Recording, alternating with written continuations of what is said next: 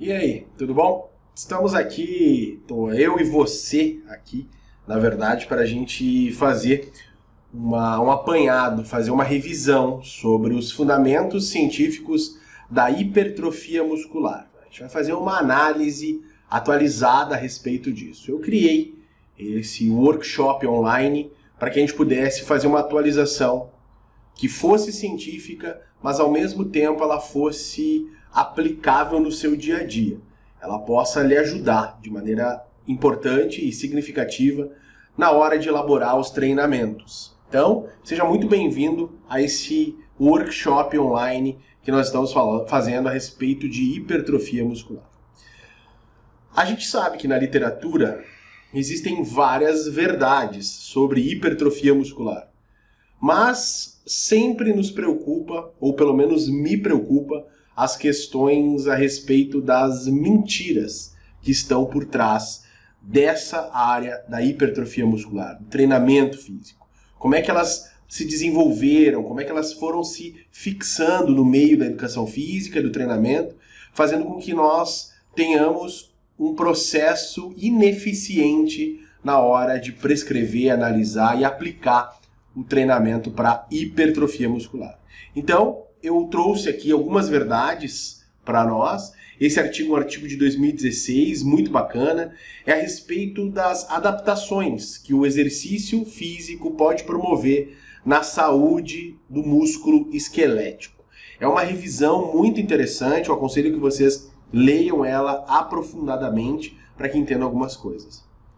Dentro dessa revisão, os autores eles destacam alguns detalhes bem interessantes. Nós sabemos que durante a nossa passagem, durante o nosso processo de crescimento, desenvolvimento e envelhecimento, nós temos um decréscimo da massa muscular, do músculo esquelético propriamente dito.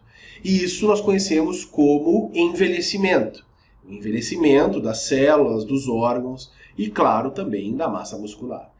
Esse envelhecimento, somado a desequilíbrios no estilo de vida, com aumento do consumo de energia, o consumo alimentar e pouco gasto energético, vai gerar um processo de redução da quantidade e também da qualidade da massa muscular dos sujeitos.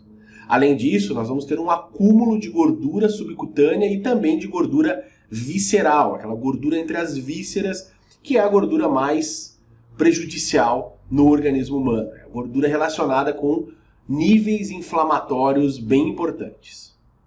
Juntando esse decréscimo natural da massa muscular, o sedentarismo e a má alimentação, nós vamos ter pontos interessantes, como, por exemplo, o aumento da resistência à insulina na musculatura esquelética, uma hiperglicemia em jejum, ou seja, uma tolerância à glicose reduzida, e isso tudo pode migrar para uma doença conhecida como diabetes tipo 2. Então, o processo de envelhecimento ele causa essa perda de massa muscular, causa essa perda de qualidade de massa muscular, somado a processos de sedentarismo e processos de má alimentação, vai desencadear doenças que podem ser extremamente graves para a manutenção da saúde do sujeito, para a manutenção da vida, da qualidade de vida dos sujeitos. E o que o exercício físico faz? E aqui eu estou tratando de exercício físico, tanto de musculação, levantamento de peso, cargas, quanto a parte de corrida, a parte aeróbia, bicicleta, natação, caminhadas e assim por diante. Um sujeito saudável, ele tem uma grande quantidade de sarcômeros, monte de miofibrilas na sua massa muscular, o que não acontece com o idoso. O idoso tem uma redução dessas fibras musculares, tem uma redução dessa massa total muscular. O exercício físico por si, ele é capaz então de reverter esse processo de quantidades menores de massa muscular no idoso e também a tipagem de fibras, as características das fibras musculares desse sujeito idoso. Então o exercício físico ele é capaz de melhorar a questão da sensibilidade à insulina, é capaz de melhorar a capacidade de migração de transportadores como GLUT4, é capaz de aumentar a biogênese e a função mitocondrial nos sujeitos. E é exatamente isso que a gente precisa fazer com relação à disseminação do exercício físico, mostrar que adultos jovens saudáveis, eles têm grande volume de massa muscular, existe um processo de deterioração, de envelhecimento que diminui essas miofibrilas, tipo 2 em torno de 20 a 50% menores e 30 a 50% menos miofibras na massa muscular. O sedentarismo agrava esse processo e o exercício físico aeróbio e de carga com pesos aumenta e reverte esse processo. Consegue aumentar as fibras musculares e reverter esses processos. Por quê? Porque estimula drasticamente a síntese proteica e também a biogênese das mitocôndrias, a criação também de núcleos, novos núcleos nas miofibrilas para desenvolver essa massa muscular. Muitas pessoas comentam a respeito da genética. Será que a genética ela explica parte dessas adaptações, parte dessas características? A resposta geral é sim, a genética ela pode influenciar drasticamente os processos, porém a gente precisa entender o quanto que isso é possível. E eu trago 2 artigos clássicos, essa imagem aqui de um deles, mostrando gêmeos que foram separados no nascimento. O gêmeo da direita, que você está vendo aí na sua tela direita, o maior, foi criado por uma família com mais condições, então teve acesso a mais comida, a mais energia. Notem que ele é proporcionalmente maior do que o seu irmão. Notem que o tamanho da cabeça, comprimento, largura dos ombros, né? Notem que ele tem um desenvolvimento genético maior do que o seu irmão, que passou por dificuldades alimentares na infância. Esse outro trabalho é um trabalho bem interessante, publicado na Experimental Physiology, um trabalho do Dr. Brown, muito bacana. Ele mostra aqui dados extremamente interessantes, onde 2 irmãos univitelinos, gêmeos univitelinos, tinham a mesma alimentação, a mesma rotina de descanso, porém um treinava a parte aeróbia e o outro treinava levantamento de peso. Notem que o Otto treinava a parte aeróbia, então tinha adaptações morfológicas características desse esporte, dessa atividade, e o Ewald treinava levantamento de peso. Notem que ele tem uma grande massa muscular. E isso é muito interessante, porque a genética ela pode influenciar, mas o meio onde o sujeito está inserido também vai ter uma grande participação no desenvolvimento dessa capacidade genética, tanto do ponto de vista alimentar, quanto do ponto de vista de treinamento, como nós estamos vendo aqui nessas imagens. E aí nós chegamos em algumas coisas interessantes. Tipos de fibra musculares. Como é que eu faço a análise da tipagem de fibra muscular? Bom, eu tenho que entender que existe um processo de recrutamento da fibra muscular. Nós temos basicamente 3 grandes tipos de fibras musculares. Eu vou falar um pouquinho sobre isso mais para frente, mas nós temos que entender que existe um recrutamento do músculo esquelético através de uma coisa chamada unidade motora. Essa unidade motora é um motoneurônio, um neurônio motor que sai da base ganglionar da nossa medula e vai até as fibras musculares. Nas fibras musculares, então, ele inerva diversas fibras, né? Então ele tem uma placa motora ali onde ele acaba levando informações vindo do sistema nervoso central e puxando informações vindas da musculatura, da periferia. O que determina a tipagem de fibra é exatamente o calibre deste motoneurônio. Se nós temos motoneurônios mais calibrosos, mais grossos, nós vamos ter um tipo de fibra. Se nós temos motoneurônios mais finos, delgados, nós vamos ter outro tipo de fibra muscular. E como é que eu descubro o tipo de fibra muscular? Existe um exame, uma avaliação chamada de biópsia muscular. Essa biópsia, nós estamos vendo aqui um desenho sobre esse equipamento. Esse equipamento, então, é composto por uma guilhotina, uma agulha oca, um propulsor de guilhotina.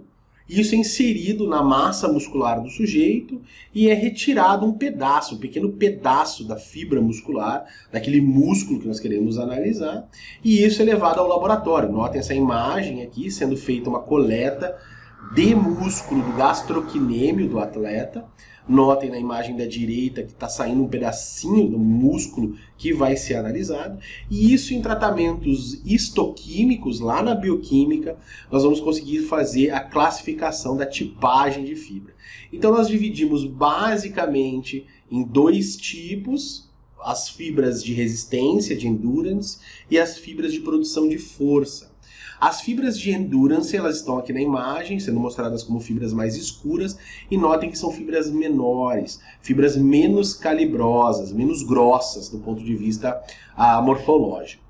As fibras tipo 1, então, elas são mais oxidativas, elas são ricas em mitocôndrias, elas têm bastante triglicerídeo intramuscular, elas têm essa capacidade de resistência muito grande e vão ser encontradas principalmente em atletas de longas distâncias e em músculos que sejam também músculos acessórios, músculos de transição de segmento. Já as fibras tipo 2, elas podem ser divididas em fibras tipo 2A e 2X. Exatamente, 2X. Na faculdade eles ensinaram fibras tipo 2B, mas as fibras tipo 2B, elas são só encontradas em roedores. E por motivo de que os experimentos, os estudos começaram com roedores, as pessoas assumiram essa nomenclatura, mas em seres humanos nós não encontramos fibras tipo 2B, mas sim 2X.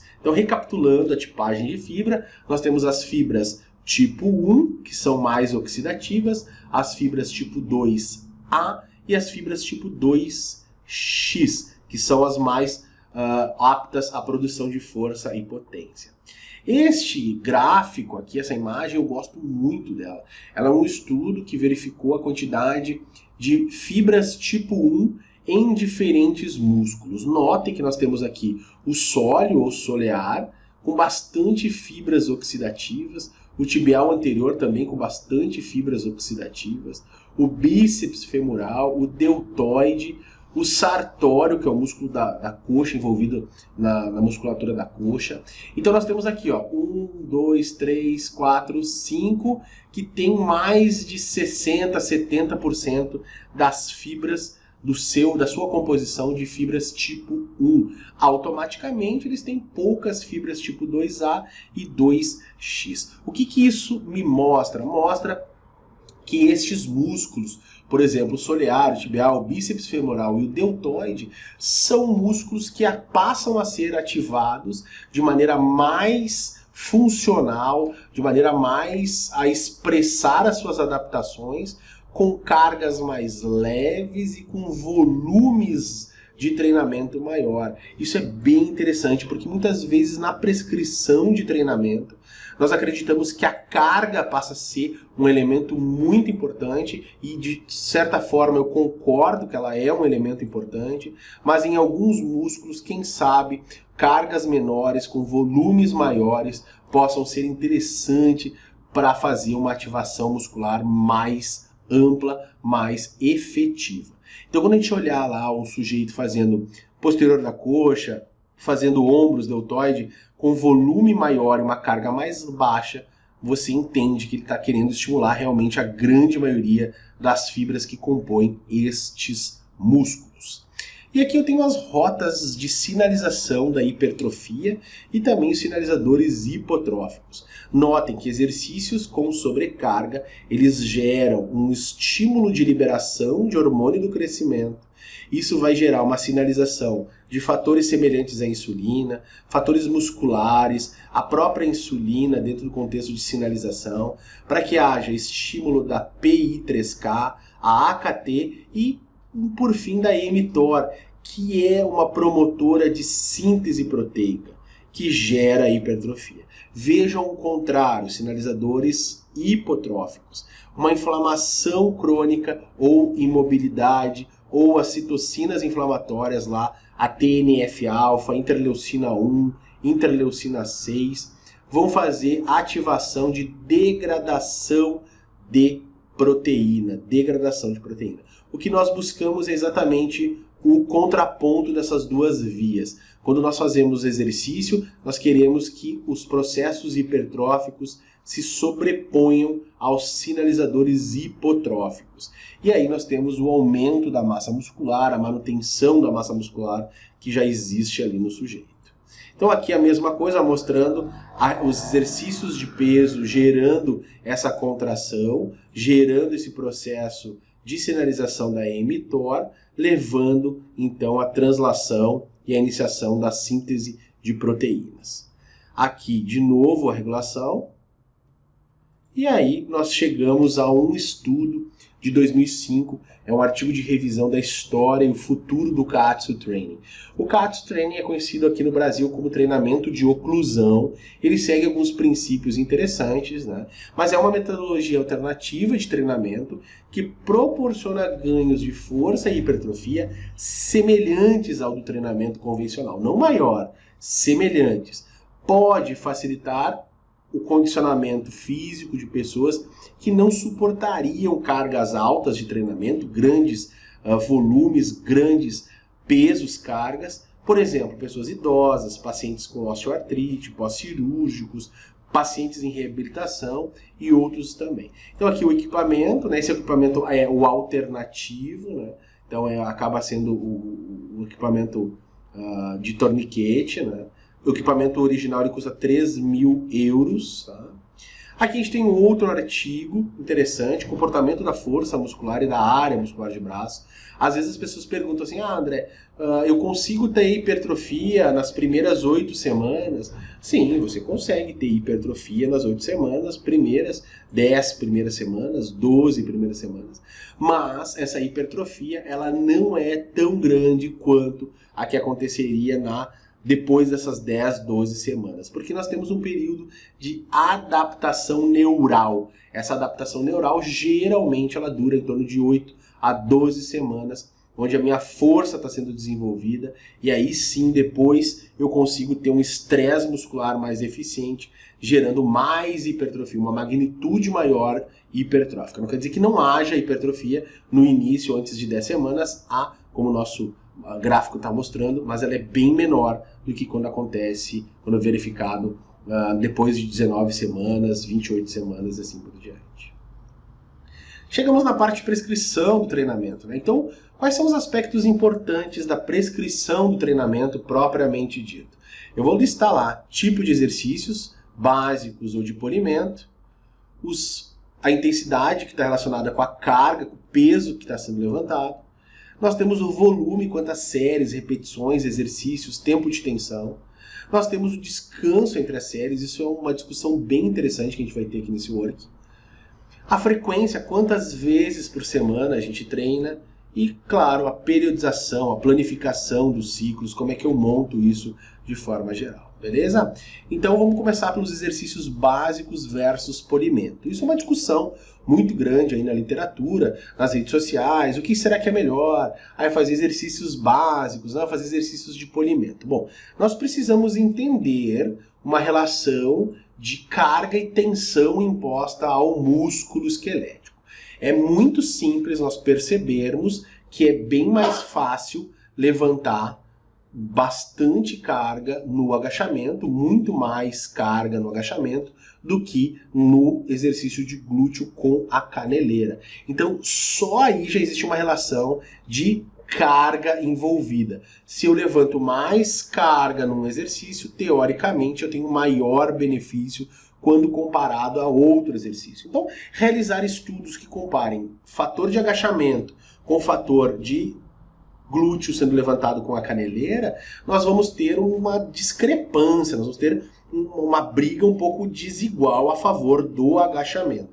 Mas o que será que aconteceria se nós fizéssemos o mesmo volume de treinamento, conseguíssemos levantar com a caneleira a mesma tonelagem que seria levantada pelo exercício agachamento? Será que os resultados seriam parecidos? Seriam muito diferentes? Será que ia ser a favor do agachamento? Seria a favor da caneleira, bom, nós vamos conversar sobre isso e vamos entender algumas coisas a respeito de volume de treinamento e intensidade nesse work.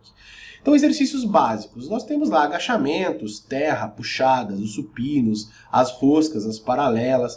Nós temos também aqui, né, exercícios de polimento, como extensores, flexores, o crossover, que é feito no polimento também, né? E aí nós temos as variáveis de planejamento, né? Nós temos a escolha dos exercícios. Será que são exercícios dirigidos em equipamentos, livres? Isso influencia em alguma coisa? Bom, os dirigidos são movimentos padrão, dado pelo equipamento, isolam o músculo em determinada articulação. Existe a falta de variação do modelo de recrutamento da fibra, né? Então é uma pequena ação sinérgica durante a atividade, o resto acaba sendo só realizado pelo motor primário. E nós temos lá os livres, que são caracterizados por pesos livres e necessitam de equilíbrio na execução, além de atuar em vários planos para um determinado movimento. São exercícios que passam a gastar mais calorias de forma geral, os de peso livre. Mas como é que eu faço a seleção dos exercícios, então, para a montagem do treinamento? Os exercícios multiarticulares também são conhecidos como exercícios primários. Eles necessitam um período mais longo de adaptação neuromuscular. Então eu passo a dar mais atenção para estes exercícios. E os monoarticulares são considerados como secundários. Período menor de adaptação, ele é mais curto. As ações musculares, tanto concêntricas, excêntricas e isométricas, são feitas nesses dois tipos de exercícios. Geralmente, os treinamentos podem ser compostos por 100% dos exercícios multiarticulares, os básicos. Mas o mais recomendado é que nós possamos montar 80% de multiarticulares e 20% de monoarticulares de polimento. Óbvio que isso não é uma regra, ela é muito específica para determinados esportes, determinados interesses. Se você não tem equipamentos de polimento, se você não tem barras guiadas, você tudo vai adaptando dentro desse contexto. Esse é só um exemplo de possibilidade. Então eu escolhi em torno de 80% lá dos exercícios vindo de multiarticulares e depois fazer 20% de polimento. Por que nós vamos fazer uma ordem de exercício? Exercícios multiarticulares geralmente estão na fase inicial da sessão de treinamento. Por quê? Porque eles geram mais fadiga muscular e precisam de mais coordenação do movimento. Conforme eu perco a coordenação, eu tenho mais chance de lesão muscular. Por isso que estão no início do treinamento. Então existem 3 formas básicas de organização do treinamento. Os exercícios primários vêm antes dos secundários. Os exercícios para membros superiores são alternados com os inferiores, ou fazemos o treinamento parcelado. Um dia treina peito e bíceps, outro treinamento de costas e tríceps e assim por diante. Mas por qual motivo? Bom, os exercícios multiarticulares eles permitem maior volume de carga levantada. Isso gera maior gasto energético, por isso existem mais resultados e adaptações quando eu uso esses exercícios multiarticulares que me permitem um volume de carga maior a ser levantado. Beleza? Ótimo. Eu vou parar esse módulo aqui, nesse artigo. A partir desse artigo aqui, a gente continua na próxima aula, no próximo vídeo. Beleza? Espero que tenha gostado desse work introdutório aqui. Daqui a pouco aparece mais um vídeo aí para a gente poder assistir de maneira bem legal. Um abraço e até mais.